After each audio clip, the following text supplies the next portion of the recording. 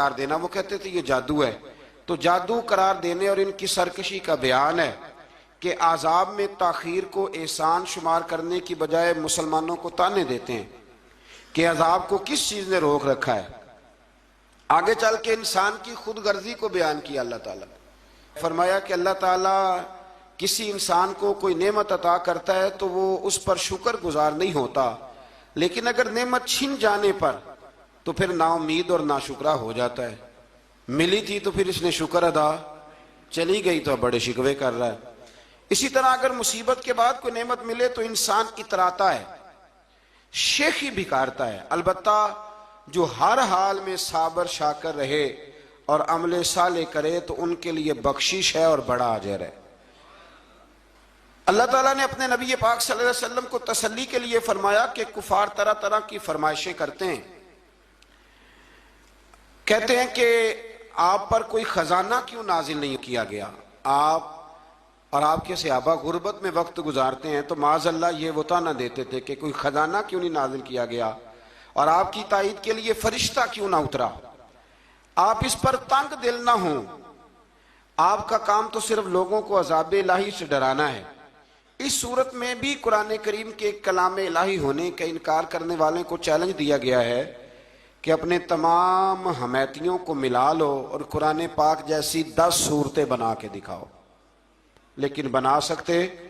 آیت نمبر 15 میں ارشاد فرمایا کہ دنیا اور اس کی زینت کے طلبگاروں کو ان کے اعمال کا اجر اسی دنیا میں مل جائے گا، لیکن آخرت میں پھر ان کا کوئی حصہ نہیں ہوگا، اجر آخرت کے اعتبار سے ان کے اعمال باطل ہو جائیں گے۔ آیت نمبر 17 میں قرآن کی حقانیت کا انکار کرنے والوں کے لیے نار جہنم کی وعید کا ذکر ہے، اور قرآن کے اللہ کی جانب سے حق ہونے اور بغیر کسی شک کے اس پر ایمان لانے کا ذکر ہے۔ اس کے بعد اللہ تعالیٰ پر جھوٹ باندھنے والوں اور اللہ کے رستے سے روکنے والوں کا ذکر کیا گیا کہ قیامت کے دن ان پر گواہ پیش ہوں گے کہ یہ اپنے رب پر جھوٹ باندھتے تھے، اور ان پر اللہ کی لعنت، ان کے لیے دوہرے عذاب اور آخرت میں ان کی یقینی ناکامی کا ذکر ہے۔ یہاں ایک بات آپ سے بھی عرض کروں، ہم بھی کئی دفعہ نا بھولے پان میں کہہ دیتے اللہ نے یہ بھی تو فرمایا نا جی قرآن میں، تو جب تک آپ پڑھ نہیں لیتے یا سن نہیں لیتے تب تک یہ جملہ بولنے کی ضرورت ہے۔ اسی طرح نبی پاک علیہ السلام نے فرمایا جس نے مجھ پر جھوٹ باندھا، جھوٹی حدیث بیان کی، وہ میں نے کہا ہی نہیں تھا پر اس نے جھوٹی حدیث بیان کی، تو حضور فرماتے اس نے حدیث نہیں سنائی بلکہ اپنا جہنم کے اندر مکان بنا لیا ہے۔ تو قرآن و سنت کے معاملے میں جس چیز کا علم نہ ہو، جس کی پوری خبر نہ ہو، آپ اس کے حوالے سے کوئی بات کر سکتے؟ احتیاط کریں، بہت احتیاط کریں۔ آیت نمبر 23 میں بتایا کہ جو ایمان لائے اور جنہوں نے نیک کام کیے اور اپنے رب کے حضور عاجزی کی تو یہ لوگ ہمیشہ جنت میں رہیں گے۔ مزید فرمایا کہ مومن اور کافر کی مثال ایسی ہے جیسے اندھا اور بینا، مومن گویا دیکھنے والا ہے اور کافر گویا اندھا ہے اور بہرا اور سننے کی صلاحیت رکھنے والا۔ آیت نمبر 25 سے 23 تک میں پھر حضرت نوح علیہ السلام اور ان کی قوم کے حالات بیان ہوئے کہ نوح علیہ السلام نے جب اپنی قوم کو توحید کی دعوت دی اور انکار پر عذاب الہی سے ڈرایا تو قوم کے سرداروں نے ان سے کہا، بھلا کیا کہا؟ کہنے لگے آپ تو ہم جیسے بشر ہیں، تو ہماری طرح ہی ہیں آپ، اور آپ کے پیروکار پسماندہ یعنی غریب لوگ ہیں اور کم عقل لوگ ہیں، ہماری رائے میں آپ کو معاذ اللہ ہم پر کوئی فضیلت حاصل نہیں، بلکہ معاذ اللہ ثم معاذ اللہ۔ کہنے لگے آپ تو جھوٹے ہیں، اللہ کے نبی کو کہہ رہے ہیں معاذ اللہ، استغفر اللہ۔ نوح علیہ السلام نے جواب دیا کہ میں اپنے رب کی جانب سے واضح دلیل رکھتا ہوں اور اس نے مجھے رحمت سے نوازا ہے، لیکن تم میرے مقام کو سمجھنے کی صلاحیت نہیں رکھتے، تم اتنی صلاحیت رکھتے نہیں ہو۔ اور پھر ارشاد فرمایا کہ میں تم سے دعوت حق کے صلے میں کسی اجر کا طلبگار نہیں ہوں اور نہ ہی میں اہل ایمان کو اپنے پاس سے دھتکارنے والا ہوں، اور میں نے یہ دعویٰ بھی نہیں کیا کہ میرے پاس اللہ کے خزانے ہیں، اور نہ میں از خود غیب جاننے والا ہوں، اور نہ ہی میں یہ کہتا ہوں کہ میں فرشتہ ہوں، نہ میں یہ کہتا ہوں کہ جن لوگوں کو تم اپنی نظروں میں حقیر جانتے ہو اللہ انہیں خیر سے نہیں نوازے گا، فرمایا یہ ٹھیک ہے کہ اللہ بشروں میں سے رسول بناتا ہے، پر جسے بناتا ہے پھر اسے بڑی شانیں عطا فرماتا ہے۔ پہلے دن سے انسان کا یہ مسئلہ ہے، پہلے دن سے انسان کا یہ مسئلہ ہے کہ وہ کہتا ہے میں انسان سے ہدایت حاصل کروں، لیکن رب نے بھی قانون بنایا ہے کہ اللہ تبارک و تعالیٰ بندے پر ہی وحی فرماتا ہے۔ فرشتوں اور جنوں کو اللہ نے اس منصب کے لیے منتخب نہیں فرمایا۔ قوم نوح نے کہا کہ آپ نے ہم سے بہت بحث کی معاذ اللہ، پس جس عذاب سے آپ ہمیں ڈرا رہے ہیں وہ لے آئیے۔ تو نوح علیہ السلام نے کہا کہ اللہ چاہے گا تو تم پر عذاب بھی آ جائے گا۔ آیت نمبر 37 سے 47 میں بتایا کہ اللہ تعالیٰ کی طرف سے نوح علیہ السلام کو حکم ہوا کہ ہماری نگرانی میں اور ہماری وحی کے مطابق آپ کشتی بنائیے، اور ظالموں کے بارے میں ہم سے کوئی بات نہ کریں۔ حضرت نوح کی خواہش تھی کہ یا اللہ انہیں بھی معاف کر دے، فرمایا یہ ظالم ہے تو میرے نبی ان کے بارے میں مجھ سے کوئی بات نہ کریں، وہ ضرور غرق ہو جائیں گے۔ پھر وہ کشتی بنانے لگے، اور جب ان کی قوم کے سردار ان کے پاس سے گزرتے تو ان کا مذاق اڑاتے۔ یہ آپ کیا کر رہے ہیں؟ آج بھی وزیر مشیر بڑے بڑے لوگ اللہ ماشاءاللہ دینداروں کا مذاق اڑاتے نہیں؟ اڑاتے ہیں کہ نہیں اڑاتے مذاق؟ یہ کن کا طریقہ ہے؟ یہ تو قرآن مجید کہہ رہا ہے کہ حضرت نوح کی قوم جو کافر تھی ان کا طریقہ ہے اہل ایمان کا مذاق اڑانا۔ تو وہ مذاق اڑانے لگے۔ نوح علیہ السلام نے کہا کہ وہ وقت آنے والا ہے کہ جب تمہارا مذاق اڑایا جائے گا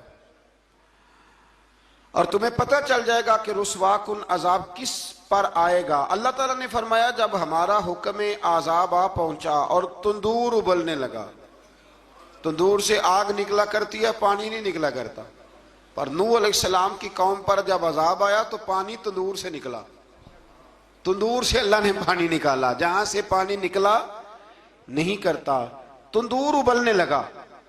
اللہ اکبر۔ تو اللہ تبارک و تعالیٰ نے فرمایا تو ہم نے نوح علیہ السلام سے کہا کہ آپ خود اور اپنے گھر والوں کے ساتھ اس کشتی میں سوار ہو جائیں اور اہل ایمان کو بھی سوار کر لیں، اور ہر چیز کے جوڑے یعنی نر اور مادہ کو سوار کر لیں۔ اور ان کے ساتھ ایمان والے بہت کام تھے۔ حضرت نوح علیہ السلام دعائیں پڑھتے ہوئے سوار ہو گئے۔ پھر کیا ہوا؟ کشتی انہیں پہاڑوں جیسی موجوں میں لے جا رہی تھی کہ نوح علیہ السلام الگ کھڑے ہوئے اپنے بیٹے سے فرمانے لگے اے بیٹے ہمارے ساتھ کشتی میں سوار ہو جا اور کافروں کے ساتھ نہ رہو۔ اس نے یعنی نوح علیہ السلام کے بیٹے نے کہا کہ میں آپ کے ساتھ نہیں بیٹھوں گا، ابھی کوئی پہاڑ آئے گا تو میں پہاڑ کی پناہ لے لوں گا۔ اگر کسی نیک آدمی کا بیٹا کبھی غلط نکل آئے تو اس کا مطلب یہ نہیں کہ اس نے تربیت ٹھیک نہیں کی، ہاں یہ اعتراض چھوڑ دیں، اس لیے کہ نوح علیہ السلام کا بیٹا کافر ہو گیا۔ اور جب سیلاب نظر آیا تو اس سے کہا کہ آجا سوار ہو جا، تو کہنے لگا میں نہیں بیٹھوں گا، میں تو کسی پہاڑ کی پناہ لے لوں گا اور میں اس کے اندر چھپ جاؤں گا اور وہ پہاڑ مجھے پانی سے بچا لے گا۔ نوح علیہ السلام نے کہا آج اللہ کے حکم کے سوا کوئی بچانے والا نہیں ہے سوائے اس کے جس پر اللہ رحم فرمائے۔ پھر ان دونوں کے درمیان موج حائل ہو گئی، ایسے ایک موج اٹھی اور حضرت نوح کا بیٹا ڈوب گیا۔ اور جب حضرت نوح کا بیٹا ڈوبا اللہ کی طرف سے حکم ہوا اے زمین اپنا پانی نگل لے، اے آسمان تھم جا، پانی خشک ہو گیا، اللہ کا فیصلہ نافذ ہو گیا اور کشتی کوہ جودی پر ٹھہر گئی۔ نوح علیہ السلام نے اللہ سے التجا کی کیا میرے پروردگار میرا بیٹا اور میرے اہل سے ہے اور تیرا وعدہ سچا ہے کہ تو میرے اہل کو بچا لے گا۔ اللہ نے فرمایا نوح وہ آپ کے اہل میں سے ہے ہی نہیں، وہ آپ کے اہل میں سے ہے ہی نہیں۔ اہل میں سے وہ ہوگا جو آپ کے طریقے پہ چلے گا، جو طریقے پہ نہ چلے وہ نسل میں سے ہے ہی نہیں، وہ ختم ہو گئی بات۔ اللہ اکبر۔ اس کے اعمال ٹھیک نہیں، جس بات کی حقیقت کا آپ کو معلوم نہ ہو اس کے بارے میں سوال نہ کریں۔ تو نوح علیہ السلام نے اللہ تعالیٰ سے اپنی اس اجتہادی خطا پر مغفرت اور رحم کی دعا کی۔ پھر طوفان نوح تھم جانے کے بعد وہ سلامتی کے ساتھ اتر گئے۔ اجتہادی خطا میں نے ایک لفظ بولا ہے، یہ اجتہادی خطا کا مطلب یہ ہے کہ بعض اوقات انبیاء سے ایسی باتیں سرزد ہو جاتی ہیں کہ جو تعلیم امت کے لیے ضروری ہوتی ہیں تاکہ لوگوں کو پتہ چل جائے کہ اللہ کی بارگاہ میں توبہ کیسے کرنی۔ اگر وہ لوگ توبہ نہ کرتے تو ہمیں توبہ کے طریقے سمجھ میں، یعنی ان سے اجتہادی خطا ہو گئی، کہنے میں کرنے میں کوئی ایسی بات ہو گئی جو بظاہر اللہ تعالیٰ کی رضا والی تو فوراً معافی مانگ لیتے تھے، لیکن اب امتی اٹھ کے کہے کہ نبی گناہ گار ہے معاذ اللہ۔ حضرت آدم نے دعا مانگی تھی نا، ربنا ظلمنا انفسنا، اے اللہ ہم نے اپنی جانوں پر ظلم کیا، انہوں نے کہا تھا۔ تو اگر کوئی بندہ حضرت آدم کو ظالم کہے گا تو کافر ہو جائے گا، تو اگر وہ کہے کہ وہ تو خود کہہ رہے ہیں، ایک بندہ اڑ جاتا ہے، کہتے ہیں جو خود کہہ رہے ربنا ظلمنا، تو خدا کے بندے وہ اللہ کے نبی ہیں، وہ رب سے کہہ رہے ہیں، وہ عاجزی کے طور پر کہہ رہے ہیں۔ کچھ لوگ اڑ جاتے ہیں، کہتے ہیں خود حضور نے کہا ہے جی انا بشر مثلکم، میں تمہاری طرح کا بشر ہوں، خود نبی پاک نے کہا ہے۔ عجیب بیوقوف بندے ہو، نبی کریم تو کہہ سکتے ہیں پر امتی اٹھ کے نہیں کہہ سکتا۔ اس نے تو کہنا ہے وہ حبیب اللہ ہیں، اس نے تو کہنا ہے وہ قیامت میں شفاعت کرنے والے ہیں، امتی نے تو کہنا ہے وہ سارے نبیوں کے سردار ہیں، وہ امام الانبیاء ہیں۔ امتی وہ لفظ ادا کرے گا جو اس کے بنتے ہیں۔ اب کوئی بندہ اٹھ کے کہہ دے، دیکھے نا ایک بہت بڑا عالم تقریر کرتے ہوئے کہے جی میں تو ان پڑھ آدمی ہوں، تو اس کا شاگرد کہے کہ استاد جی قسم اٹھائے ہاں آپ نے تقریر میں کہا نہیں میں ان پڑھ ہوں، آپ تو ان پڑھ ہے، تو یہ بات ادب ہے کہ بے ادبی ہے؟ چلیں اس سے آگے چلتے ہیں، یہ بھی ذرا مشکل سے سمجھ میں آئے گی۔ ایک اور بات جو جلدی سمجھ میں آ جائے گی، ایم این اے جب اعلان کرتا ہے، تقریر کرتا ہے، الیکشن لڑتا ہے، تو کہتا نہیں میں قوم کا خادم ہوں، کہتے ہیں نا کہ میں قوم کا خادم سے آپ کیا کچھ کراتے ہو؟ سارے کام کراتے ہیں نا۔ خادم کو بندہ یہ بھی کہہ لیتا ہے کہ ذرا جھاڑو دے دے گلی میں، کہتے ہو کہ نہیں کہتے؟ تو اس نے بھی تو سپیکر میں کہا میں خادم ہوں، کہو اس سے کہ جھاڑو دے گلی میں آ کے، پھر پتہ کیا حال ہوگا؟ جھاڑو تو نہیں آئے گا، اور ہو سکتا ہے کچھ ہے آ جائے۔ تو اس لیے اب کوئی بندہ کہے جی انہوں نے خود کہا ہے، تو ایک کچھ پوری جماعت ہے لوگوں کی جو بات کو سمجھتی نہیں، کہتے ہیں خود کہا ہے میں بشر ہوں، انہوں نے خود کہا ہے میں غیب نہیں جانتا، انہوں نے خود کہا ہے میرے پاس خزانہ کوئی نہیں، انہوں نے خود کہا ہے میرے پاس کوئی شے نہیں۔ تو اس لیے آپ سمجھیں کسی کے لفظوں پر اگر آپ گرا لگا کے بیٹھیں گے تو پھر اس سے بے ادبی ہوگی۔ تو نوح علیہ السلام نے اللہ سے اپنی اجتہادی خطا کی معافی مانگی۔ اب حضرت نوح کو کوئی خطا کار کہے گا تو بہت بڑا مجرم بن جائے گا، اس لیے کہ وہ اللہ کے نبی ہیں۔ آیت نمبر 50 میں قوم عاد کا ذکر ہے، اور ان کی طرف دعوت توحید دینے کے لیے اللہ تعالیٰ نے حضرت ہود علیہ السلام کو بھیجا۔ ہود علیہ السلام نے قوم سے کہا کہ میں تم سے کسی چیز کا اجر طلب نہیں کروں گا، میرا اجر میرے اللہ کے بارگاہ میں ہے، پس تم اپنے رب سے بخشش مانگو، پھر اس کی بارگاہ میں توبہ کرو، اللہ تعالیٰ تم پر موسلا دار بارش برسائے گا اور تمہاری قوت میں اضافہ فرمائے گا۔ قوم عاد نے دعوت حق کو رد کیا اور ایمان نہ لائے، بلکہ ہود علیہ السلام پر طنز کیا۔ وہ کہنے لگے کہ ہمارے تو معبودوں نے، ہمارے بتوں نے معاذ اللہ آپ کو پاگل بنا دیا ہے، آپ کو مجنون بنا دیا ہے، الٹا حضرت ہود کو کہنے لگے، اس لیے آپ ایسی باتیں کرتے ہیں۔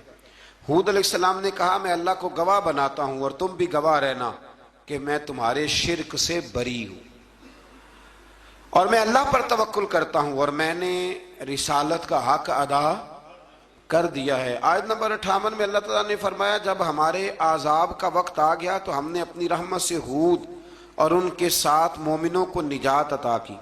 قوم عاد نے اللہ کی نشانیاں اور رسولوں کو جھٹلایا اور دنیا اور آخرت میں لعنت کے حقدار ہوئے۔ آیت نمبر 61 میں پھر سے حضرت صالح علیہ السلام اور ان کی قوم سمود کے حالات کو بیان کیا گیا۔ حضرت صالح نے کہا ہے میری قوم اللہ وحدہ لا شریک کی عبادت کرو، اس سے بخشش طلب کرو، اس کی بارگاہ میں توبہ کرو، اس نے تمہیں زمین سے پیدا کیا ہے، اس پر آباد کیا ہے۔ جواب دیا ہے صالح ہمارے آباء و اجداد کے معبودوں کی عبادت کو روکنے سے پہلے ہمیں آپ سے بڑی امیدیں تھیں، اور اب آپ ہمیں روکنے لگ گئے ہیں باپ دادا کے دین سے، لیکن اب ہمیں آپ کی دعوت کے بارے میں شکوک ہیں۔ صالح علیہ السلام نے اپنی قوم سے کہا کہ یہ اللہ کی اونٹنی ہے اور یہ تمہارے لیے نشانی ہے، اسے چرنے کے لیے آزاد چھوڑ دو اور اسے تکلیف نہ دینا، اللہ اکبر، ورنہ تمہیں عذاب پہنچے گا۔ انہوں نے اونٹنی کی کونچیں کاٹ ڈالی۔ صالح علیہ السلام نے کہا تم صرف 3 دن اپنے گھروں میں مزے اٹھا لو، 3 دن، پھر اللہ کا یقینی عذاب آئے گا۔ پھر ایک چنگاڑ نے ان کو آ دبوچا، وہ اپنے گھروں میں گھٹنوں کے بل اوندے پڑے رہ گئے۔ صرف صالح علیہ السلام ان کے ساتھ اہل ایمان اس عذاب سے بچے۔ یہ 3 قوموں کا ذکر ہو گیا، نوح علیہ السلام کی قوم کا بھی، ہود علیہ السلام کی قوم کا بھی، اور حضرت صالح علیہ۔ آگے اللہ تبارک و تعالیٰ نے آیت نمبر 69 میں اس بات کا بیان فرمایا کہ حضرت ابراہیم علیہ السلام کے پاس فرشتے بشری شکل میں آئے، انسانی شکل میں. انہوں نے اجنبی مہمانوں کے لیے بچڑے کا بھنا ہوا گوشت تیار کرایا. آپ یقین کریں کچھ باتیں لوگ ایسی بیان کرتے ہیں کہ جن کو نہ سن کے بندے کا دل کرتا ہے کہ اس بندے کو بتائیں کہ یار یہاں تو دین سارا پڑھ. ایک صاحب مجھے کہنے لگے جی میں ایک پیر صاحب کے پاس گیا تھا تو بڑی مرغن غذائیں تھیں، انہوں نے میری بڑی خدمت کی پر مجھے نہیں اچھا لگا، پیروں کو چاہیے سادی روٹی رکھیں. میں کہ توں پیراں واسطے لسٹ بنا خاں انہوں نے کس طرح دا ہونا چاہیے. یہ بہت بڑی مصیبت ہے. اگر آپ سادہ کھانا کھلا دیں تب بھی اعتراض ہے، اچھا کھلا دیں کہنے رولا ہے کوئی پیر چوکھے مالدار میں. دونوں طرف سے مسئلہ.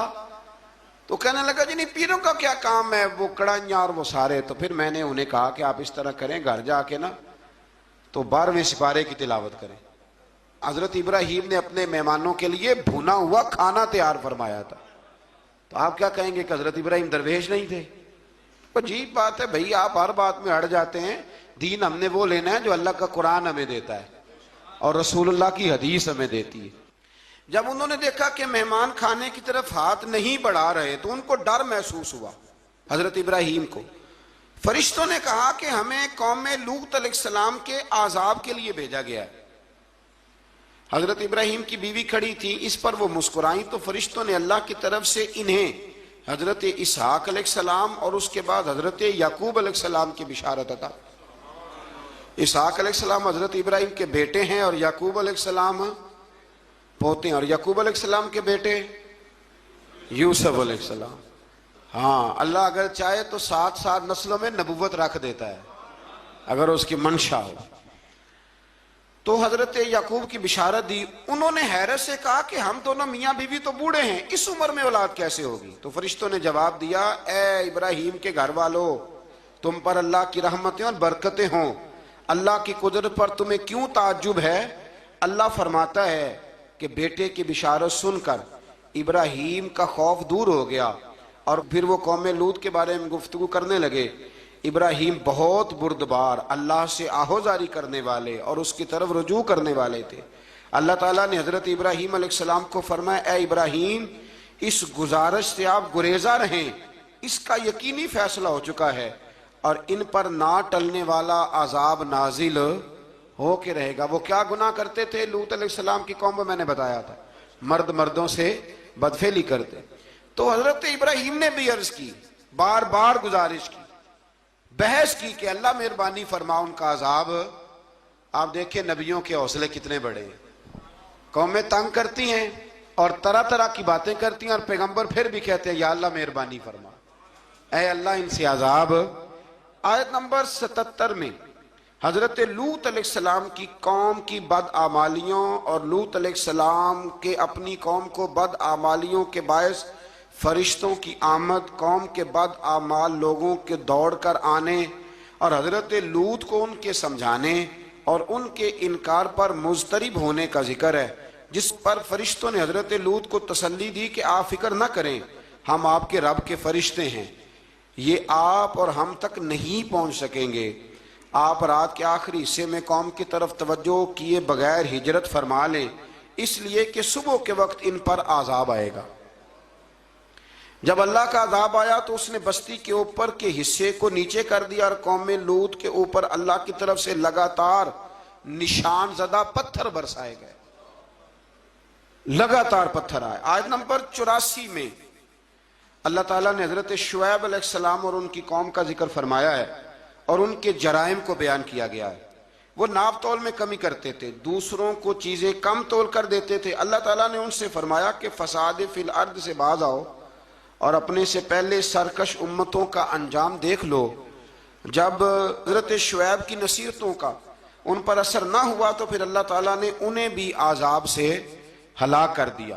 آیت نمبر 94 میں فرمایا کہ جب ہمارا عذاب آیا تو ہم نے اپنی رحمت سے حضرت شعیب اور ان پر ایمان لانے والوں کو بچا لیا اور ظالموں کو ایک زبردست چنگاڑ نے پکڑ لیا تو صبح وہ اپنے گھروں میں اوندے منہ پڑے تھے، گویا وہ کبھی وہاں آباد تھے ہی نہیں. آیت نمبر 96 میں حضرت موسیٰ علیہ السلام کو عطا کیے جانے والے 9 معجزات کا ذکر ہے. پھر فرعون اور اس کے پیروکاروں کے باطل روش کے باعث ان کی ہلاکت کا بھی ذکر فرمایا، اور دنیا اور آخرت میں انہیں ملعون یعنی لعنتی قرار دیا۔ جن بستیوں کو اللہ تعالیٰ نے ہلاک کیا ان میں سے بعض کے آثار موجود ہیں اور بعض کے آثار تک معدوم ہو چکے۔ ان میں سے ہر بستی والے اپنے ظلم کے باعث ہی ہلاک ہوئے۔ اللہ تعالیٰ کسی پر ظلم نہیں فرماتا۔ لوگ خود اپنی جانوں پر ظلم کرتے ہیں۔ جو شخص عذاب آخرت سے ڈرتا ہے اس کے لیے اس میں نشانیاں موجود ہیں۔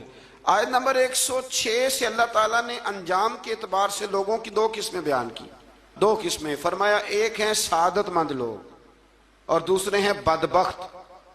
فرمایا بدبختوں کا ٹھکانہ جہنم ہے جس میں وہ ہمیشہ رہیں گے، اور نیک بختوں کا ٹھکانہ جنت ہے، وہ ہمیشہ اسی میں رہیں گے، اور ان کے لیے اللہ کی طرف سے نا ختم ہونے والی عطائیں۔ آیت نمبر 110 میں حضور صلی اللہ علیہ وسلم کو تسلی دی گئی کہ جس طرح یہ لوگ قرآن کے بارے میں اختلاف کرتے ہیں، اسی طرح قوم موسیٰ نے تورات کے بارے میں بھی اختلاف کیا تھا، اور اللہ نے ان کے اعمال کا پورا بدلہ انہیں دیا۔ آیت نمبر 112 سے سرکشی کو چھوڑ کر احکامات دین پر استقامت اختیار کرنے اور ظالموں کے ساتھ میل جول رکھنے سے بچنے کا حکم دیا گیا ہے، اور فرمایا کہ ظالموں سے میل جول کا انجام دوزخ کی آگ ہے۔ ہم لوگ نہ شکوہ کرتے ہیں، کسی حکومت کو بنے ہوئے 6 مہینے گزرتے ہیں تو شکوہ شروع ہو جاتا ہے، حالانکہ وہ خود تو نہیں نہ بنتے، ان کو کوئی بنانے والا ہے۔ تو ظالم کا جو مددگار ہوتا ہے وہ بھی ظالم ہوتا ہے، اس لیے احتیاط کریں۔ اور یہ صرف سیاستدانوں کی بات نہیں، دنیا کے ہر معاملے میں آپ غور کریں کہ آپ کسی ظالم کے مددگار تو نہیں۔ اللہ تعالی ہمیں حق پر استقامت عطا فرمائے۔ آیت نمبر 114 میں دن کے دونوں طرفوں میں اور ابتدائی رات کے کچھ حصے میں اللہ تعالیٰ نے نماز قائم کرنے کا حکم دیا ہے۔ رات کے کچھ حصے میں بھی نماز پڑھنی چاہیے، اور یہ بھی بتایا کہ بے شک نیکیاں گناہوں کو مٹا دیتی ہیں، اور یہ نصیحت قبول کرنے والوں کے لیے نصیحت ہے۔ آیت نمبر 120 میں اللہ تعالیٰ نے فرمایا کہ ہم آپ صلی اللہ علیہ وسلم کو رسولوں کی تمام خبریں آپ کے دل کی تسکین اور تقویت کے لیے بیان کرتے ہیں، اور ان میں مومنوں کے لیے نصیحت اور عبرت ہے کہ ان ساری باتوں سے عبرت پکڑ لو۔ بچہ صرف وہی جو اللہ کے نبیوں کے طریقے پہ چلا اور نبیوں کے ساتھ رہا، باقی بچ سکے نہیں۔ اللہ تعالیٰ کی طرف سے توحید و رسالت اور وقوع قیامت کے دلائل بھی ہیں۔ آیت نمبر 123 میں فرمایا کہ آسمانوں اور زمینوں میں سب غیب اللہ ہی کے ساتھ مختص ہیں، اور ہر کام اسی کی طرف لوٹایا جاتا ہے۔ آپ اسی کی عبادت کیجئے، اسی پر توکل کیجئے، اور آپ کا رب لوگوں کے اعمال سے غافل نہیں ہے۔ اسی پارے میں نا آگے سورۃ یوسف شروع ہو رہی ہے۔ اس کو اللہ تعالیٰ نے کہا ہے کہ یہ بڑا پیارا قصہ ہے، احسن القصص کا، قصوں میں سونا قصہ۔ تو یہ کچھ 12ویں پارے میں اور کچھ 13ویں پارے میں ہے۔ میں نے یہ ارادہ کیا ہے کہ یہ ایک ہی دن پوری بیان کی جائے۔